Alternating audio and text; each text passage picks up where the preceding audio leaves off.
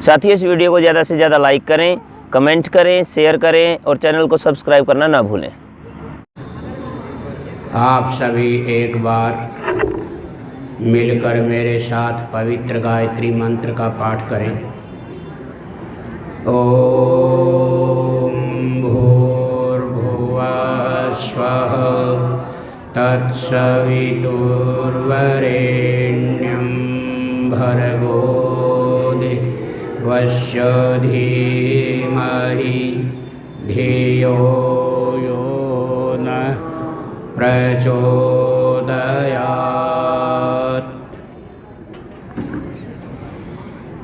पवित्र यज्ञशाला में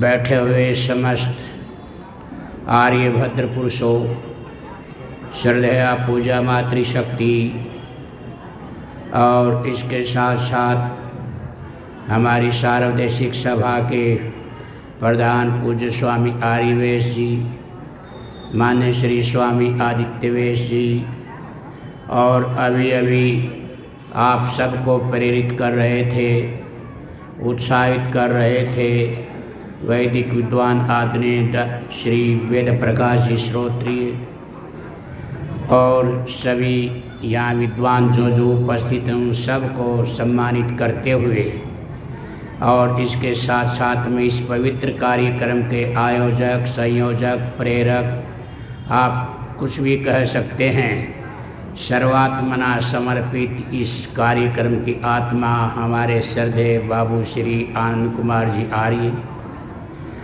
देखिए, आज का समय बहुमत का समय है।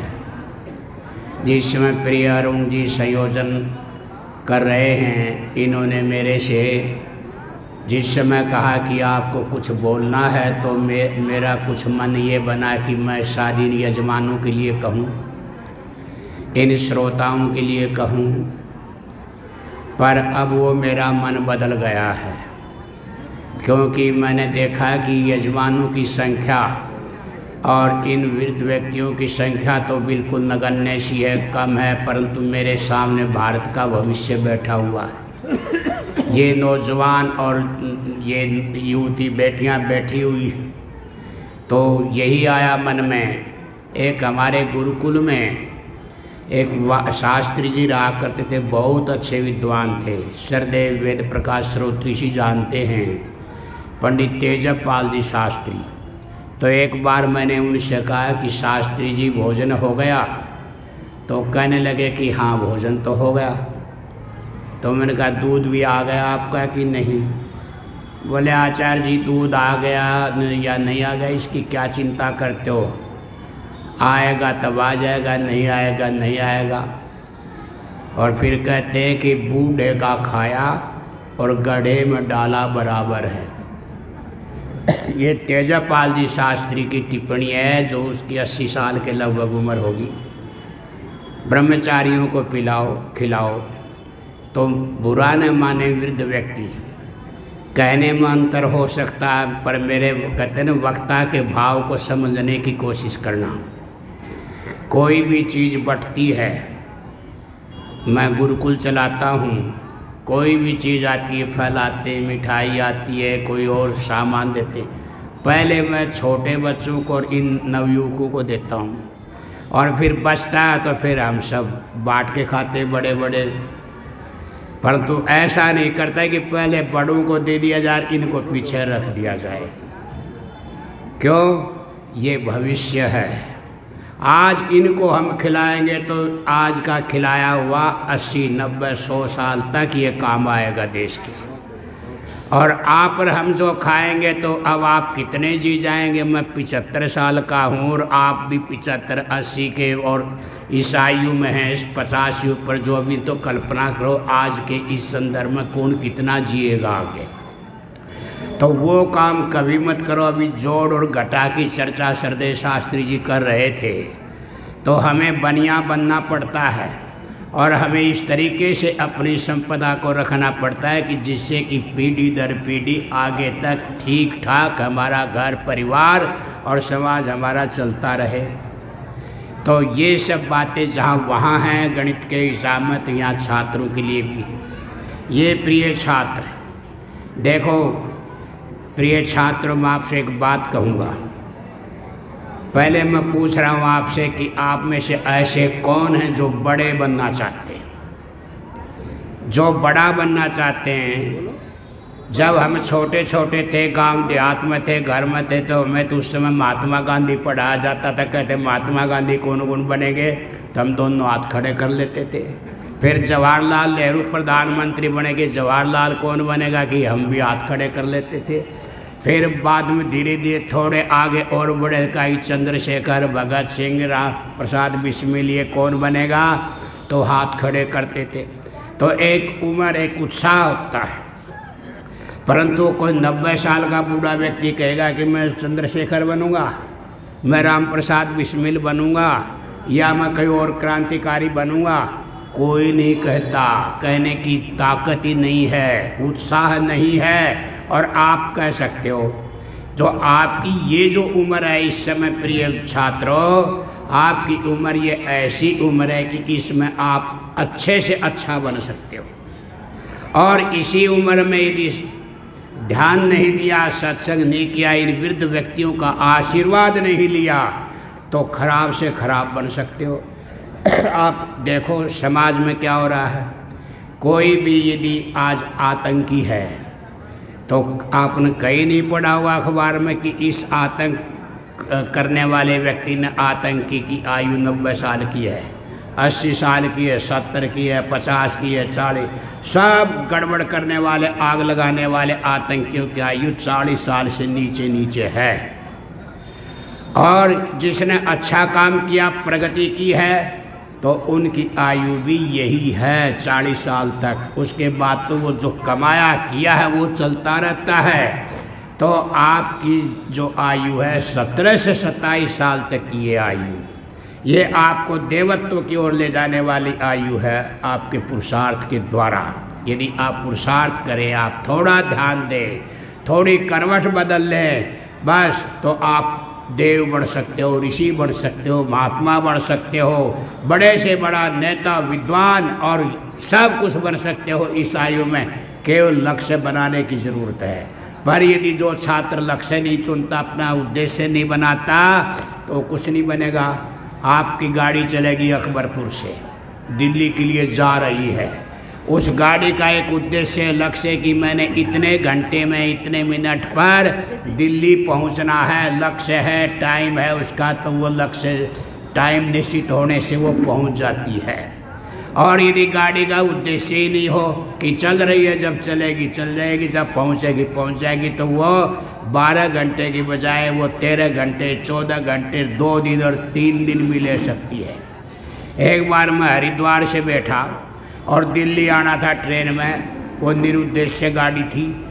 कुंभ के मेले में जैसे गाड़ियां चला देते, फिर वो एक बार चली स्टेशन से भीड़ को लेकर के आके कहीं भी खड़ी कर दी। वो गाड़ी 18 घंटे में दिल्ली पहुंची है कुंभ के मेले के अवसर पर। क्यों? लक्ष्य विहीन थी। ऐसे जो छात्र अपना लक्ष्य नहीं बनाता, जो उद्देश्य नहीं बनाता, तो वो जीवन में कहीं नहीं पहुंच सकता। इसलिए प्रिय छात्रों, आपके लिए एक बात कहूँगा मैं, और आप हमेशा एक बात का ध्यान जरूर रखें। जब कभी किसी विद्वान का व्याख्यान यहाँ पर हो आपके इस विद्यालय में, इस परिसर में, क्योंकि श्रद्धेय हमारे आनंद कुमार जी आर्य के आशीर्वाद से यहाँ पर सब विद्वानों का आवागमन देश भर से होता रहता है समय समय पर, तो एक नोटबुक जरूर रखो। छोटा सा एक नोटबुक रख लो, पेन से लिख लो किस व्यक्ति ने क्या क्या कहा है, और वो आज का लिखा हुआ जीवन में काम आएगा। तो एक तो इस बात का ज़रूर ध्यान रखें। और दूसरा यह है कि जो लिख लो तो उसको पढ़ो, फिर उसके अनुसार आचरण करो। विद्यार्थियों के दोष कौन कौन से हैं, पहले हमें ये पता लग जाए।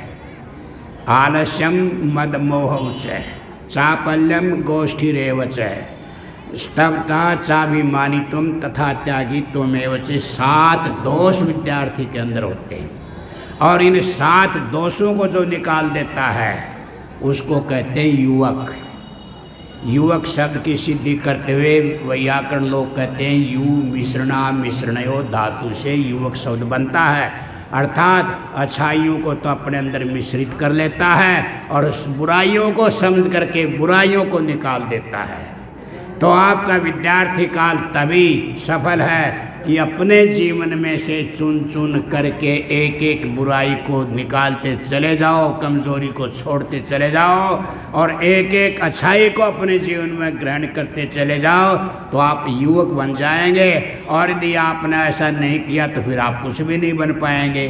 तो एक तो आप लक्ष्य निर्धारित अवश्य करें, आपको कौन सी लाइन अच्छी है। मान लिया आप बड़े से बड़ा दुनिया का इंजीनियर बनना चाहते हो, आप जानते हैं आप सबसे बड़े से बड़ा डॉक्टर बनना चाहते हो, आप न्यायाधीश बनना चाहते हो, आप राजनेता बनना चाहते हो, आप पहलवान बनना चाहते हो, सबके अपने अपने संस्कार हैं।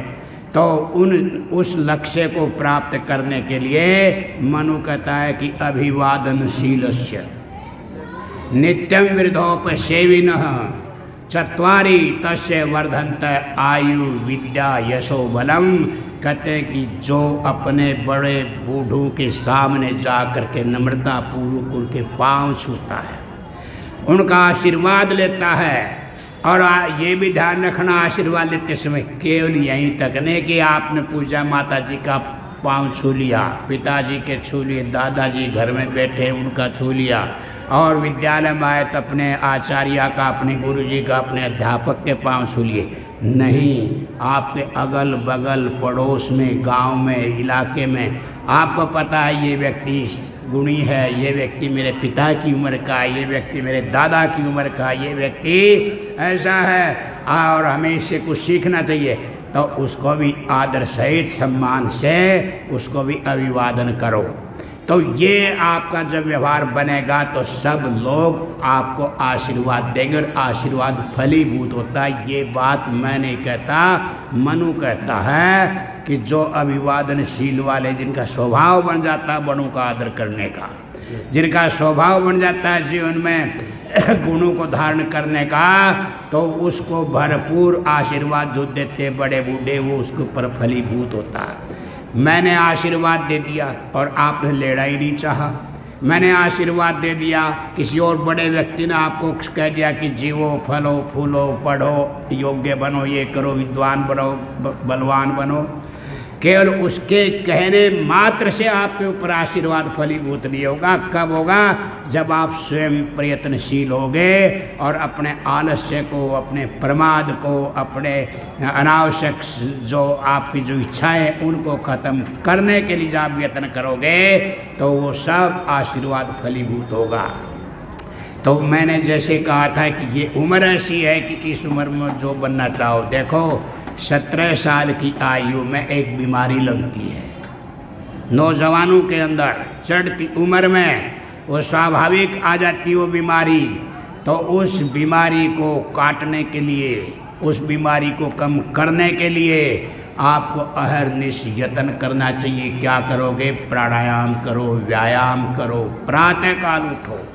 कोई भी छात्र देर तक सोने वाला और देर से सोने वाला कभी महापुरुष नहीं बनता, कभी आगे नहीं बढ़ता। कौन? समय पर सो और समय पर उठो। आपका सोने का समय क्या है? रात्रि में 10 बजे सो जाओ। और उठने का समय क्या है? आप 4 बजे उठ जाओ, 4 नहीं, 4:15, 4:30, अरे भाई 5 बजे। 5 बजे के बाद तो सोना निहायत गलत है। आप तेजोविहीन हो जाएंगे, बुद्धि क्षीण हो जाएगी और जीवन में अनेक कमजोरियां आ जाती हैं 5 बजे के बाद सोने से, क्योंकि हमारे शरीर में मल मूत्र का दबाव होता है। हम रात्रि भर से सोए पड़े हैं तो उसके मल मूत्र के दबाव से व्यक्ति के अंदर स्वप्न अवस्था बनी रहती है, न वो नींद पूरी ले पाता है और न वो सुख से सो पाता है और न वो जाग पाता। इसलिए प्रातःकाल उठ करके सबसे पहले उठते ही आप क्या करो कि कुल्ला करो, पानी थोड़ा पी लो, 7-8 घूंट जिसको कहते ऊषा पान, और उस पानी को पी करके थोड़ा टल के शौचालय में चले जाओ, आपका पेट साफ हो गया। जब पेट साफ हो जाता है तो सब बीमारियों का इलाज हो जाता है। और यदि पेट साफ ही नहीं किया आपने तो फिर बीमारी बनी रहेगी। इसलिए क्या है कि पेट को साफ करने का उपाय कि रात्रि में यदि 4 रोटी की भूख है तो 3 रोटी खा लो, 2 की 3 की भूख है तो और आधी या 1 रोटी कम खाओ। सर्वथा भोजन छोड़ना भी हानिकारक है और पेटू बन करके खाना भी हानिकारक है। दिन में आप 2 बार खाओ, 3 बार खाओ, आपकी उम्र है खाने की, पर जितना जब खाओ थोड़ा खाओ, उतना खाओ जो आपका पच जाए। क्योंकि इस उम्र में न तो आप उपवास कर सकते, विद्यार्थी काल में उपवास भी शास्त्र के आदेश से वर्जित है कि उपवास आदि के चक्कर में न पड़े, व्रत आदि के चक्कर में न पड़े, पर ब्रह्मचर्य की साधना, जीवन की साधना के लिए यथोचित व्यवहार के साथ में आपको कितना सुबह नाश्ता की समय लेना है और नाश्ते में क्या खाना है, इस बात का थोड़ा सा ध्यान रखें। आजकल हमारे घरों में बहुत चीज़ें ऐसी चलती जो ना हो सके। आपके घर में चाय चलती है, आपके घर में कुछ और चीज़ें भी चलती होंगी, फिर ऐसी चीज़ें भी हैं जैसे लाल मिर्ची है, लहसुन है, प्याज है।